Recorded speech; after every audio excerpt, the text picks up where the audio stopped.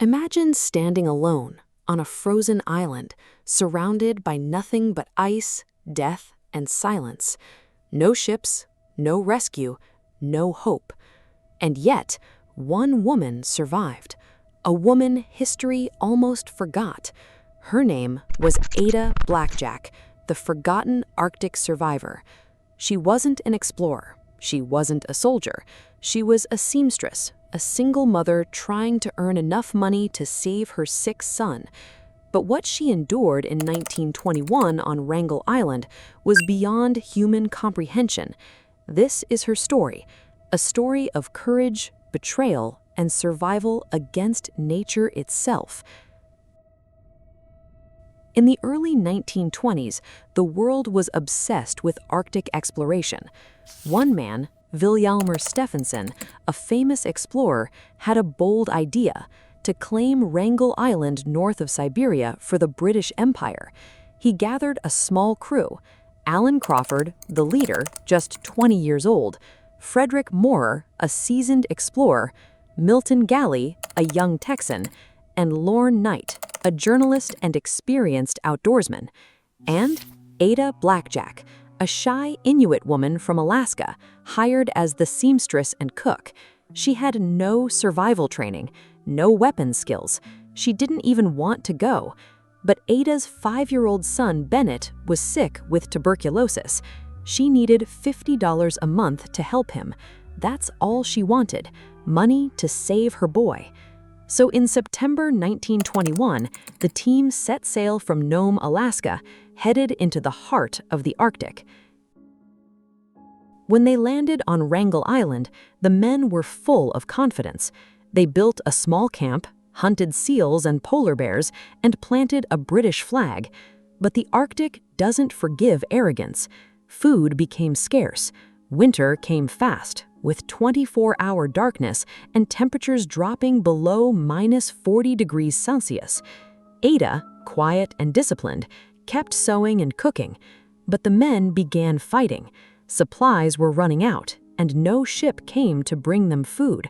They realized Stefansson had abandoned them. By the second year, hunger and scurvy took hold. Lorne Knight fell sick, too weak to move. The others decided to leave the island, trying to find help across hundreds of miles of frozen sea. They never came back. Now, Ada was alone, just her and the dying Lorne Knight.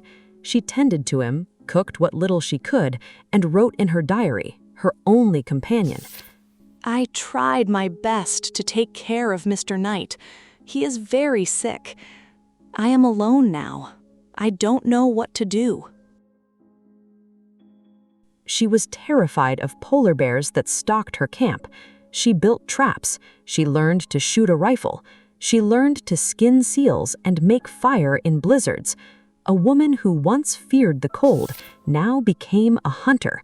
But Knight eventually died. Ada wrote quietly in her diary, "He passed away peacefully. I buried him under the snow." After that, the silence was absolute. For 5 months, Ada lived alone, fighting hunger, fear, and madness. She even built a makeshift shelter from driftwood and animal skins. She repaired her clothes, saved bullets, and rationed every crumb. Every day she looked to the horizon, waiting for rescue that never came. Then, on August 20th, 1923, almost 2 years after landing, a rescue ship finally reached Wrangel Island. When the men found Ada, she was calm. Her camp was tidy. She had kept detailed notes of everything: the supplies, the weather, the deaths. She didn't scream. She didn't cry.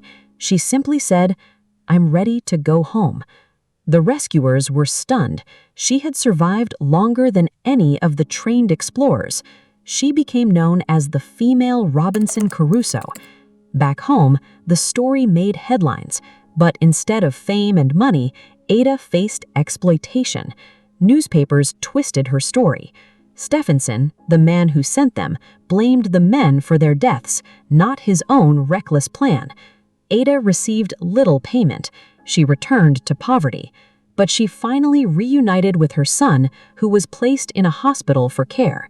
She never boasted, never complained. In her later years, when asked about Wrangel Island, she said quietly, "I only did what I had to do to survive." Ada Blackjack died in 1983 at the age of 85. For decades, her name was barely mentioned in history books, but today she's remembered not as an explorer, but as a symbol of resilience, a single mother who conquered the Arctic, not for glory, but for love. When you think of survival, think of her, not the heroes with guns and maps, but a woman with a sewing needle, a rifle, and an unbreakable heart. Ada Blackjack, the forgotten survivor of the Arctic. If you enjoyed this story, don't forget to subscribe.